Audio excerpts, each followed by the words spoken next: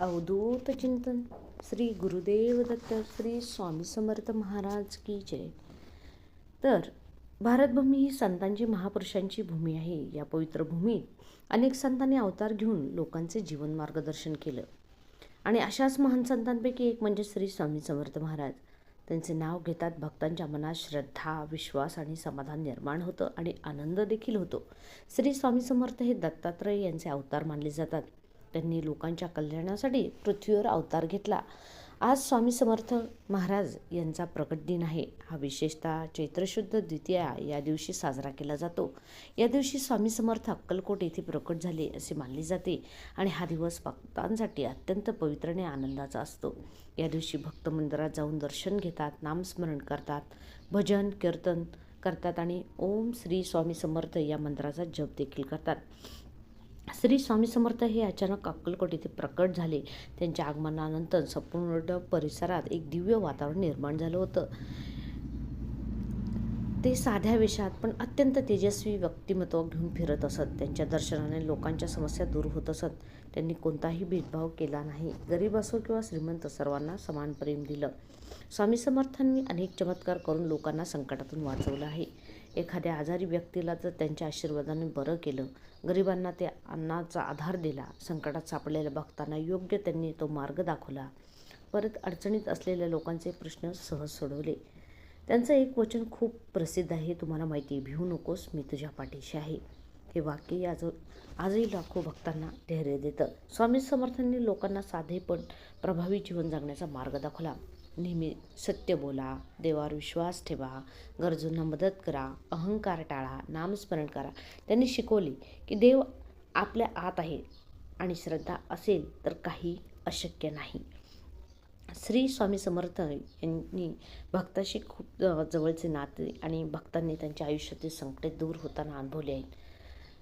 आणि आजही अक्कलकोट येथे लाखो भक्त दर्शनासाठी येतात आणि स्वामींच्या चरणी नतमस्तक होतात. स्वामी समर्थांचा प्रकट दिन म्हणजे भक्तांसाठी एक उत्सवच असतो. या दिवशी मंदिरात विशेष पूजा होते, भजन कीर्तनाचे आयोजन केले जाते, प्रसाद वाटला तो गरिबांना अन्नदान केले जाते. भक्त या दिवशी मनोभावे प्रार्थना करतात आणि स्वामींचे आशीर्वाद देखील घेतात. श्री स्वामी समर्थ हे फक्त एक संत नव्हते, ते तर भक्तांच्या जीवनातील आधारस्तंभ होते. त्यांच्या शिकवणीमुळे आजही लोकांना योग्य ती दिशा मिळते. चला तर अशीच एक कथा आपण चला तर कथा जाणून घेऊ आपण. श्री स्वामी समर्थ यांच्या काळात अक्कलकोट येथे एक गरीब शेतकरी राहत होता. त्याचं नाव गणू होतं. गणू खूप मेहनती होता, पण नशीब त्याच्या बाजूचं नव्हतं. त्याच्या शेतात पिकं येत नव्हती, घरात अन्नाची कमतरता होती, त्याची पत्नी व मुलं उपाशी राहत होती. दिवसेंदिवस परिस्थिती वाईट होत चालली. एक दिवस गावात चर्चा झाली. अक्कलकोटला एक महान संत आले, ते म्हणजे श्री स्वामी समर्थ.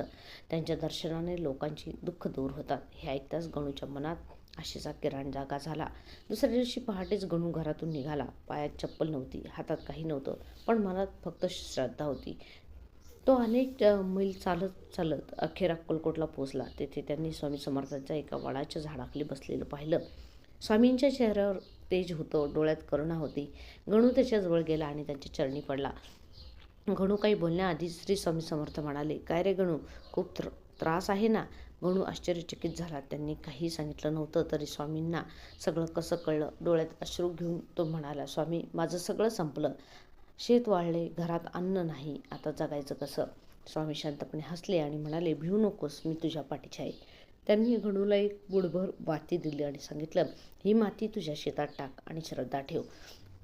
गणूने स्वामींचं ऐकलं. तो घरी गेला आणि माती शेतात टाकली. काही दिवसांनी आश्चर्य घडलं. जे शेत पूर्णपणे कोरडं होतं तिथे हिरवीगार पिकं उगवायला लागली. पाऊसही वेळेवर पडला आणि त्यांचं शेत भरभरून आलं.